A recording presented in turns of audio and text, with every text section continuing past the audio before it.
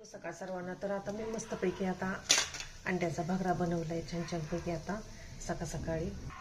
तर इथं दूध मी तापवून घेतलंय, ताजं दूध सकाळ सकाळी दुधाची गाडी आल्यावर ना.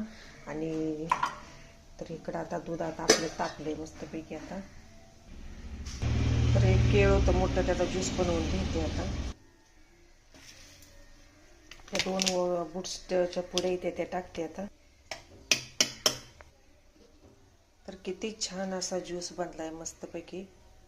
बूस्ट ओट्सचे 2 चमचे टाकले ती आणि 1 केळ टाकले. तर आता दूध ओतून घेते आता.